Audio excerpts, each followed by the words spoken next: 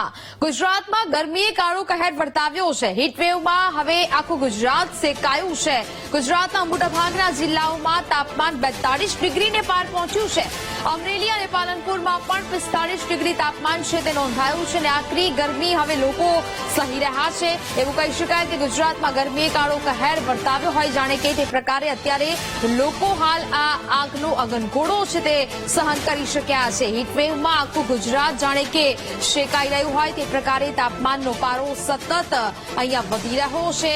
અનેક જગ્યાએ 42 ડિગ્રીને પાર કરી ગયું છે આ તાપમાન। ગુજરાતના મોટાભાગના જિલ્લાઓમાં તાપમાન 42 ડિગ્રીને પાર પહોંચ્યું છે।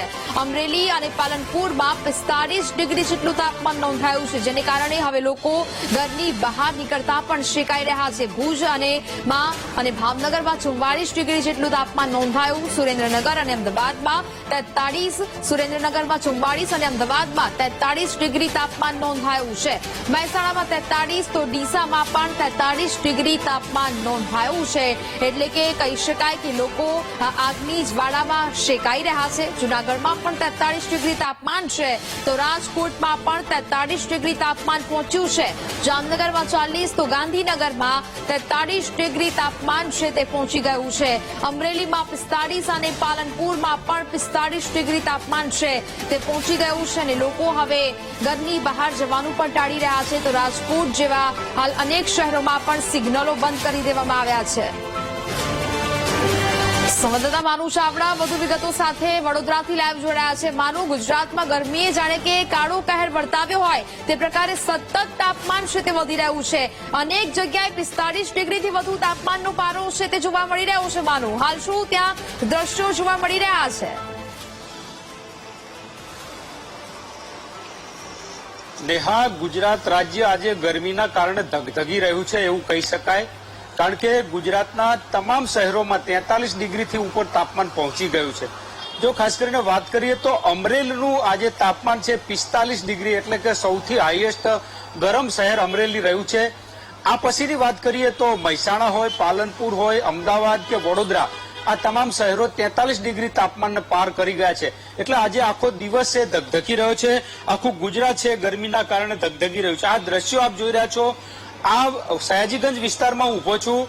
સામાન્ય રીતે અહીંયા વાહન વ્યવહાર ધમધમતો હોય છે, પરંતુ આ ગરમીના કારણે લોકોએ બહાર નીકળવાનું ટાળ્યું છે અને એના કારણે રોડ રસ્તા ઉપર લોકોની અવરજવર ઓછી દેખાઈ રહી છે। અહીંયા આ રોડના દ્રશ્યો જોઈ રહ્યા છો કે આ ગરમીના કારણે જે ડામર છે પીગળી રહ્યો છે। વડોદરાનું 43 ડિગ્રી તાપમાન અત્યારે હાલ નોંધાયું છે અને આ ડામરની આ સ્થિતિ આપ જોઈ રહ્યા છો કે જે ડામર છે રીતસરનો પીગળી રહ્યો છે, વાહનોના ચીલા પડી રહ્યા છે એવી હાલત ડામરની થઈ છે। જો હું વાત કરું આખા રાજ્યની તો મોટા ભાગના શહેરોમાં 40 ડિગ્રી ઉપર તાપમાન છે। પાલનપુર, અમરેલી અને ભુજમાં 44 ડિગ્રીએ પહોંચ્યું છે। અમરેલી અત્યારે હાલ 45 ડિગ્રીએ તાપમાન પહોંચ્યું છે। મહેસાણા, ડીસા, ગાંધીનગર અને સુરેન્દ્રનગર 43 ડિગ્રી તાપમાન છે।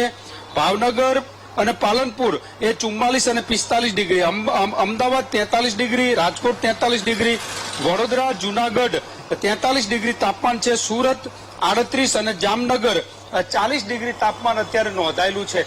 આ દ્રશ્યો જ કહી રહ્યા છે કાળઝાળ ગરમીના કારણે લોકો મુશ્કેલીમાં મુકાયા છે। વડોદરા શહેરના રસ્તા છે સુમસામ દેખાઈ રહ્યા છે, રોડ પીગળી રહ્યા છે એવી સ્થિતિ છે। હાઈએસ્ટ તાપમાન ગુજરાતનું આજે અમરેલી ખાતે 45 ડિગ્રી નોંધાયું છે। બાકીના તમામ મોટા શહેરો 43 ડિગ્રી તાપમાને આજે શેકાઈ રહ્યા છે। એટલે કાળઝાળ ગરમી ગુજરાતની અંદર પડી રહી છે અને ગુજરાતના લોકો અત્યારે ગરમીનો સામનો કરી રહ્યા છે। જી નેહા, બિલકુલ થી માનુ વિગતો સાથે જોડાયા તે બદલ આપનો આભાર।